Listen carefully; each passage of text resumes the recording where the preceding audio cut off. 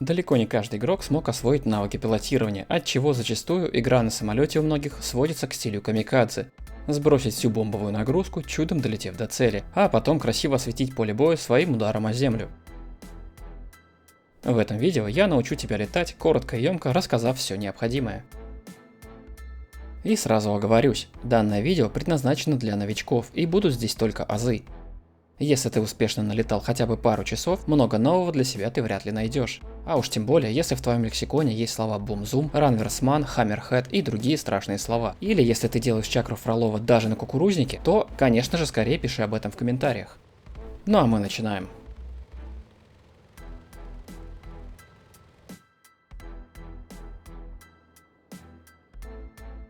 Первый вопрос, который возникает у игроков, как, собственно, получить пилота.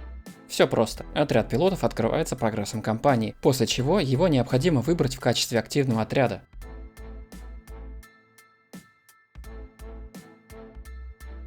В игре есть два типа пилотов. Первые – пилоты-истребители, задача которых – борьба с самолетами противника. Соответственно, их самолеты более маневренны и быстры, но несут скудную бомбовую нагрузку. И вторые пилоты-штурмовики, работающие преимущественно по наземным целям. Они, в противовес первым, менее маневренны, но их бомбовая нагрузка значительно больше. Характеристики самолетов и их вооружения можно посмотреть в меню техники. Вооружение и экипировка пилоту не требуются. Приземлиться в игре даже в идеальных условиях полигона та еще задача, а уж в реальном бою и вовсе невозможно.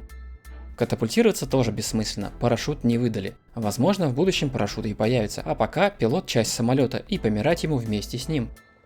Разве что аккуратненько в воду.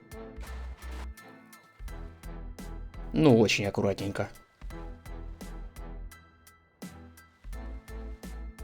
Среди перков в игре есть специальные для пилотов. Различные перки на летную выносливость, обнаружение противника и улучшение управляемости в различных ситуациях.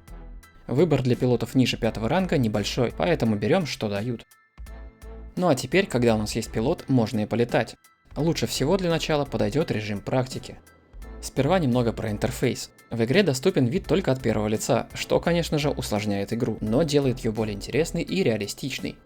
В левом верхнем углу мы видим показания основных приборов. TAS – это скорость, Alt – высота, THR – тяга от 0 до 110, Gear – положение шасси, Flaps – положение закрылков. В левом нижнем углу индикатор состояния элементов самолета и компас.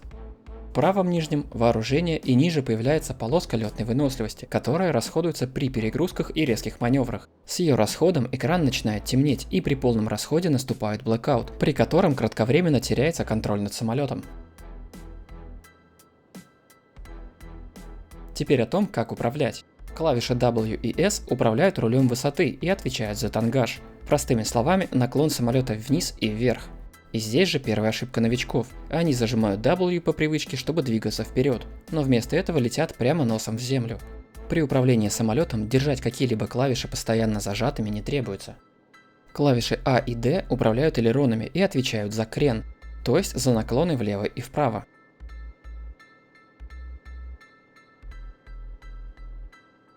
И клавиши Q и E управляют рулем направления и отвечают за рысканье.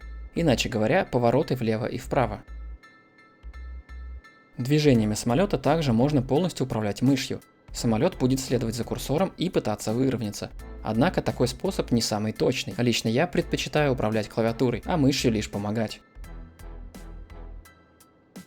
Управление тягой происходит посредством колеса мыши, либо с помощью клавиш Shift и Ctrl. От тяги зависит скорость набора высоты и управляемость в целом.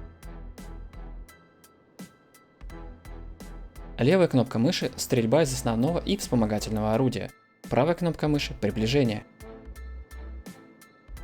Пробел – сброс бомб. R – выпуск ракет по умолчанию. И клавиша C – это режим свободного обзора.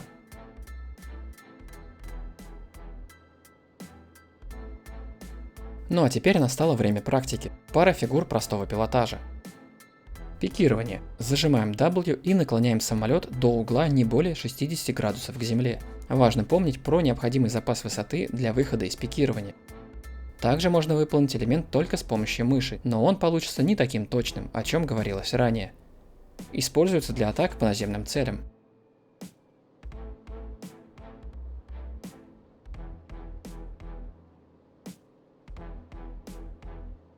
Вираж и разворот. Немного наклоняем самолет в сторону до угла крена в 60 градусов, периодически нажимая клавишу А или D, сохраняя тем самым угол крена, и начинаем задирать нос, зажав клавишу S. Подравниваемся мышью. Главное делать движение не слишком резко, особенно если самолет поврежден. Иначе есть шанс уйти в сваливание, а из штопора уже не выйти. Освоив эти два элементарных упражнения, ты сможешь хотя бы удержаться в воздухе и даже что-то сделать в бою. Дальше следует попрактиковаться в стрельбе по аэростатам заграждения и наземным целям, причем лучше на близкой дистанции, лавируя между ними. Важно помнить, что стрельба идет не по курсору, а по прицельному приспособлению самолета, и стрелять нужно, когда они совмещены. Ну а уже после этого можно и в бой. Теперь о том, как быть в бою. Начнем с уничтожения наземных целей. Для этого у нас есть три средства. Ракеты. Их точность оставляет желать лучшего, а баллистика как у кирпича. Поэтому выпускать их нужно в пикировании, стреляя чуть выше цели и с небольшой высоты, не более 300 метров.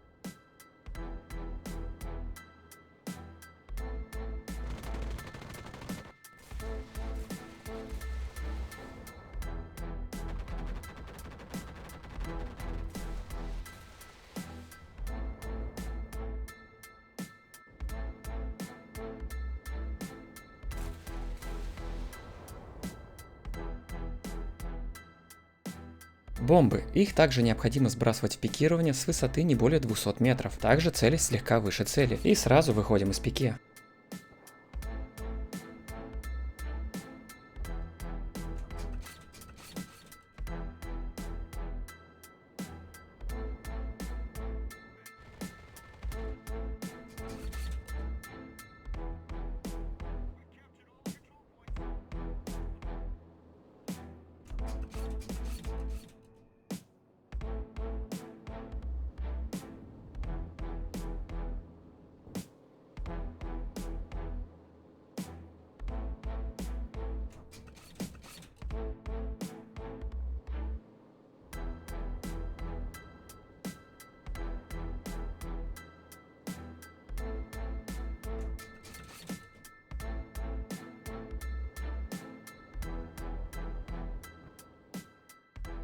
И последнее средство – пушки и пулеметы. Пушками калибра более 20 мм можно смело стрелять по скоплениям противника, да и просто по точкам.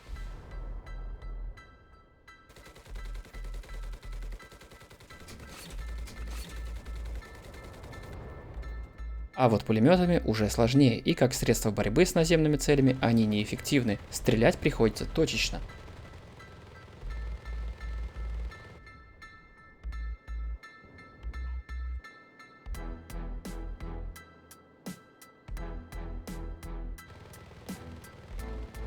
Чем стрелять и как, понятно. А самый интересный вопрос, куда стрелять? Ни черта ж не видно. Все так. Настоящие джедаи летают только по приборам и чувствуют страх противника на земле. Туда и стреляют.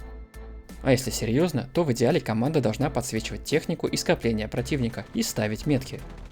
Но так как клешня среднестатистического игрока не дотягивается до клавиши V, чтобы пометить противника, надеяться приходится только на свои силы. Поэтому неплохо бы изучить карты, места респаунов обеих команд и основные маршруты передвижения по карте. Они почти всегда одни и те же.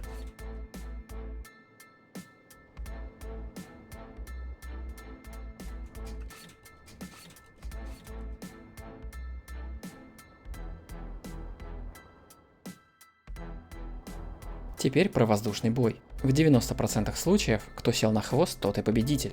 Ведь даже после пары попаданий самолет превращается в неуправляемую летающую картошечку. Поэтому самое важное в догфайте – заполучить инициативу. Прежде чем стремглав нестись сбрасывать все свои подарки на голову супостату, хорошенько осмотрись в небе. Занимай преимущество по высоте, прислушивайся к реву чужих двигателей, а также поглядывай на киллфит, где ты можешь увидеть, что противник уничтожил кого-то бомбами, а значит в небе есть и самолет.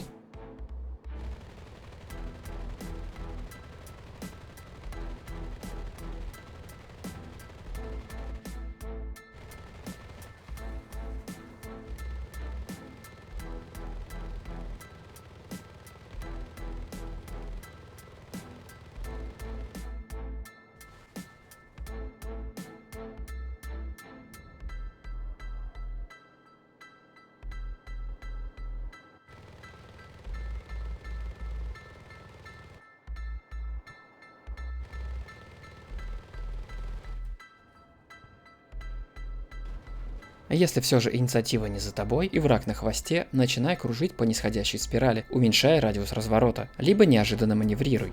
Побеждает тот, у кого крепче нервы и вестибулярный аппарат. Идеального решения для догфайта не существует.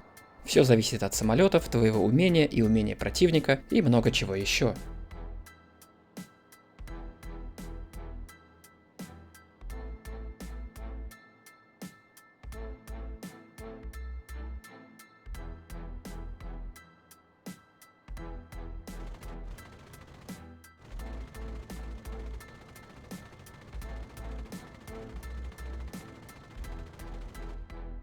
Во время воздушного боя стоит перевести закрылки в режим боя, что уменьшит скорость, но увеличит маневренность. Такой режим, к слову, есть не у всех самолетов. Но с закрылками стоит быть аккуратным. Неосторожное движение в неправильном их положении может их повредить. По умолчанию управление закрылками установлено на клавише 1 и 2.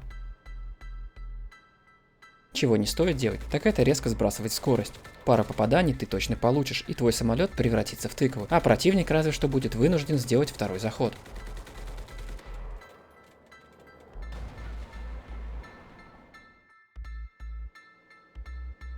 И наконец, как в бою восполнять боеприпасы. На каждой карте есть специальная точка, долетев до которой на любой высоте, ты восполнишь все свои боеприпасы. А вот починиться в небе, увы, никак не получится. Поэтому, если чувствуешь, что самолет становится неуправляемым, не тяни время, выпиливайся.